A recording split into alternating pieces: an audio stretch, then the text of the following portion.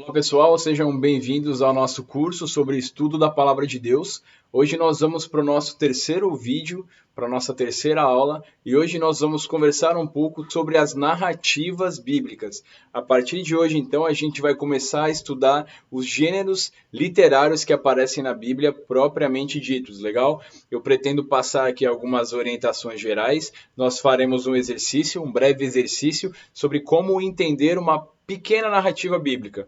O meu desejo, o foco desse nosso trabalho aqui é que você aplique essas ideias para os demais textos da Bíblia, tá? Lembrando que aqui é apenas uma aula introdutória. Então, vale aqui nós fazemos uma breve recapitulação do que nós já vimos. Nós falamos um pouco sobre o método de se pensar a palavra de Deus. Nós falamos sobre as diversas traduções da Bíblia e como que elas trabalham entre si. É importante destacar que não existe, então, nenhuma versão melhor da Bíblia. O melhor é que você estude todas, tá ok? E hoje, então, nós falaremos um pouco mais sobre as narrativas bíblicas. Como ler corretamente as narrativas. Grande parte do texto bíblico se desenvolve em torno das narrativas. E antes de nós entrarmos aqui, é importante que nós entendamos que as narrativas bíblicas acontecem em aspectos diferentes, em momentos diferentes da história. Mas essa regra que nós estudaremos serve para você analisar qualquer uma delas, porque nós estamos analisando o gênero literário narrativo, ok? Então, vamos lá. O que as narrativas não são? É muito importante, então, a gente delimitar o que elas não são antes de nós estudarmos propriamente as narrativas em si. Elas não são histórias aleatórias, sobre personagens aleatórios. Cada história, por menor que seja, traz sua relevância para a revelação progressiva. Já falei um pouco sobre esse conceito de revelação progressiva, mas eu destaco aqui novamente. Ao longo que a história da humanidade se desenrola, o conhecimento, o relacionamento de Deus para com o homem vai sendo ampliado, vai sendo melhorado, Deus vai sendo mais conhecido pelo homem. O homem já era totalmente conhecido por Deus desde antes da criação, mas o homem, com o avanço da revelação de Deus, passa a conhecê-lo melhor. E isso em alguns momentos vai nos apresentar alguns aspectos que nós falaremos mais adiante, mas é importante então, no primeiro momento, nós destacarmos que as narrativas não são histórias aleatórias. As histórias que estão na Bíblia, as narrativas que estão na Bíblia, estão ali por um motivo. Elas estão ali porque fazem parte da revelação de Deus. E muitas vezes nós podemos ler uma história, podemos ler uma narrativa e não entender o que ela está querendo dizer, não entender o porquê que ela está ali. Mas um estudo mais profundo da palavra de Deus vai te responder todas essas perguntas. Então, estude as narrativas. E uma segunda colocação, as narrativas não são histórias alegóricas, cheias de interpretações ocultas. A narrativa pode ter alguma dificuldade de interpretação a curto prazo, porém, um estudo mais amplo apresentará, em algum nível, características divinas. O que eu estou querendo dizer? Muitas pessoas têm a falsa ideia de que somente os teólogos, que somente os entendidos da palavra de Deus podem ler a palavra de Deus e entendê-la perfeitamente, ou entendê-la de maneira clara.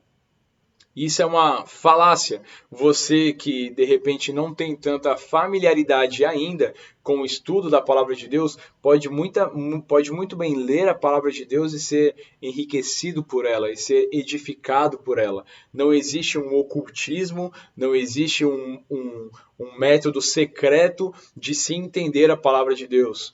O método é simples, o meio pelo qual você estuda é o modo como você deve estudar qualquer texto que você queira estudar de maneira séria, que é como? Estudando o contexto histórico, estudando a língua original até onde for possível, entendendo qual que é a mensagem que está por trás do que está sendo dito, ok? Então as narrativas não são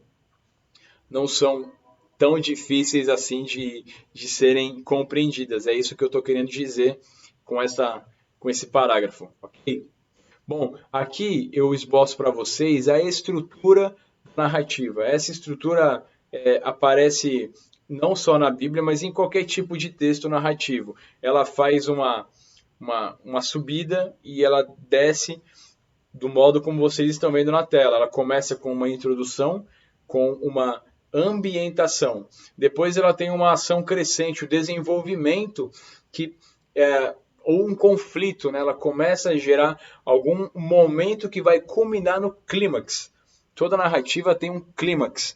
E a partir do clímax, então, nós temos a ação decrescente e o encerramento, a resolução. Essa estrutura você encontra em filmes, você encontra em livros de história, você encontra em séries, você encontra até em desenho animado.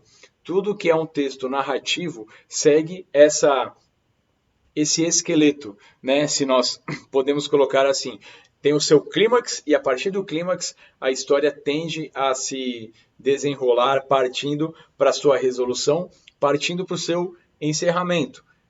Esse é o modelo tradicional de narrativa. E agora eu proponho então que você abra sua Bíblia, eu não coloquei o texto projetado, em Marcos 3, de 1 a 6.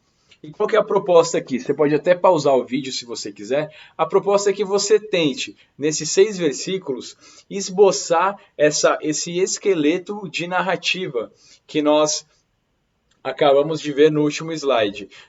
A introdução, a ação crescente, o clímax, a ação decrescente e o desfecho e o encerramento. Eu te convido a parar o vídeo nesse momento. Eu não vou parar aqui, obviamente, né? Mas pausa o vídeo aqui para tentar fazer essa análise e depois você volta a partir daqui. Legal? Se você já fez, se você já tentou fazer ou se você não quer fazer agora, não tem problema. Pode fazer depois. Mas eu vou ler o texto. Marcos 3, de 1 a 6. Aqui eu estou na NVT. Versículo 1. Em outra ocasião, Jesus entrou na sinagoga e notou que havia ali um homem com uma das mãos deformadas. Versículo 2. Os inimigos de Jesus o observavam atentamente. Se ele curasse a mão do homem, planejavam acusá-lo, pois era sábado. Versículo 3.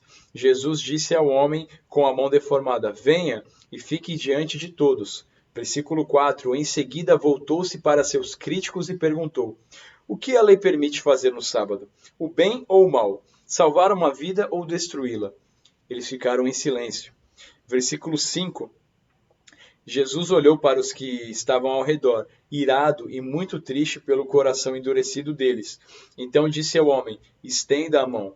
O homem estendeu a mão e ela foi restaurada. No mesmo instante, os fariseus saíram e se reuniram com os membros do partido de Herodes para tramar um modo de matá-lo. 6 versículos bem tranquilos para a gente pensar um pouco sobre como a narrativa se desenvolve nessa pequena perícope, nessa pequena porção das Escrituras. E aqui eu esboço, então, tem o meu grande clímax, e você pode, se você fez, pode fazer a correção nesse momento.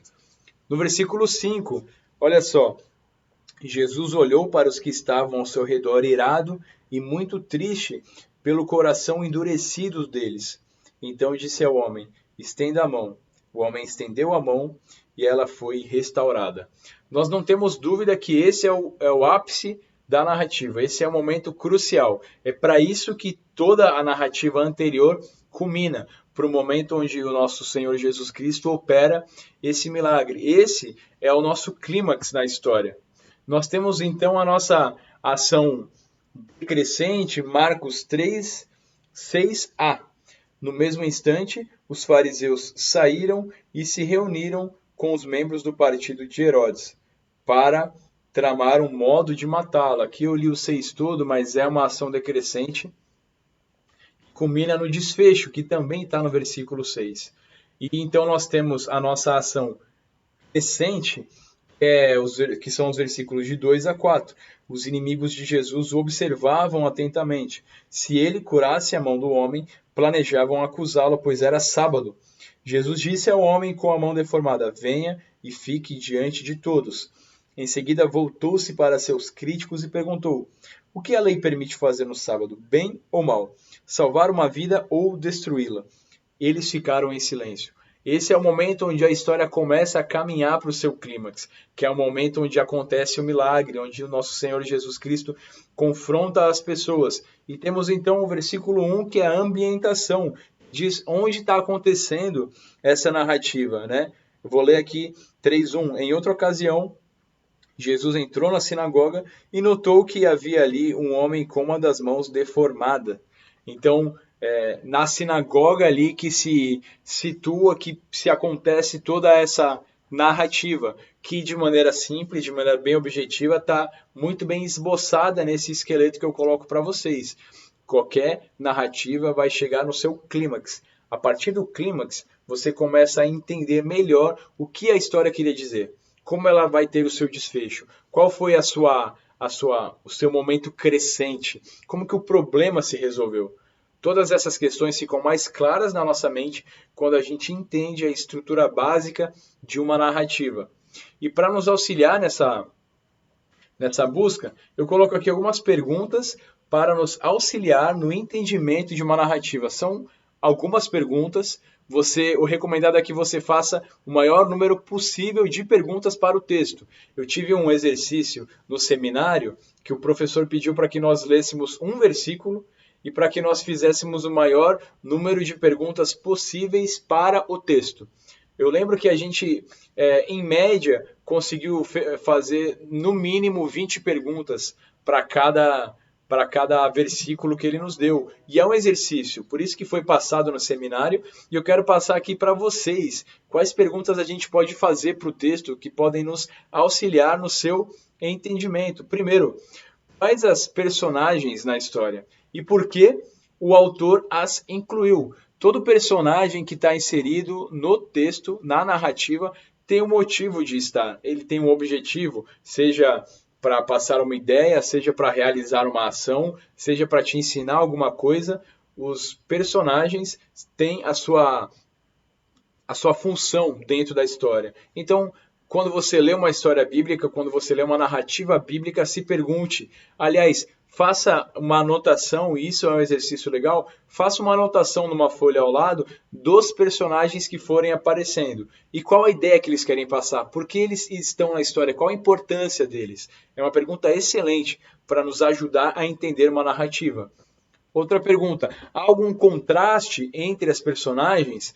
Será que, de repente, um personagem quer passar uma ideia e a outra personagem quer passar uma ideia oposta? Será que o autor está querendo colocar aí um contraste de ideias? Nós temos, por exemplo, na narrativa do Bom Samaritano, ali nós temos personagens com contrastes muito grandes. Você com certeza conhece a história, mas você sabe que o samaritano foi alguém que se aproximou, que ajudou, que protegeu aquele viajante, e que o sacerdote, que os demais agiram de uma maneira diferente. Então, na narrativa do Bom Samaritano, nós temos um contraste muito claro entre as personagens. E outras narrativas bíblicas apresentam contrastes muito legais, muito ricos nesse sentido também.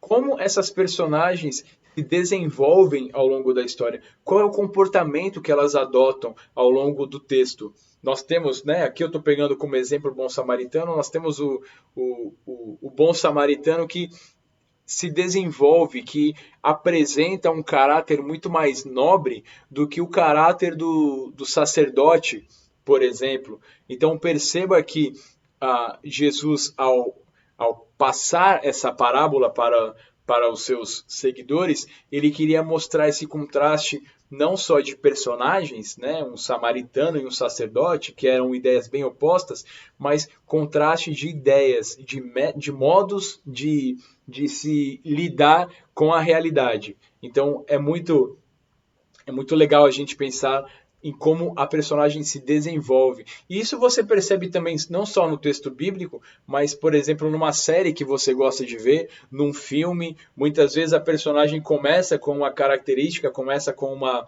personalidade, só que de repente, por conta de algum ato da história, da narrativa, ela muda de característica, ela tem algum desvio de conduta, seja para melhor, seja para pior.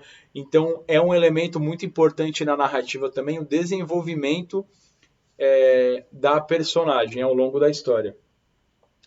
Qual estrutura mantém a história nos trilhos? Qual que é a linha mestre pela qual todos os personagens, todos os eventos estão passando?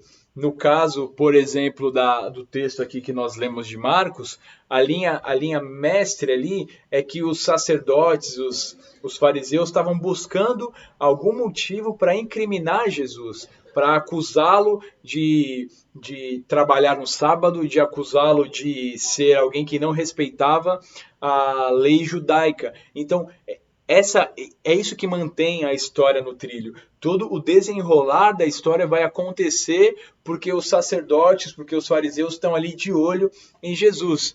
E pense então nas narrativas bíblicas que você conhece, nas mais conhecidas, de repente, aquelas que você sabe de cor.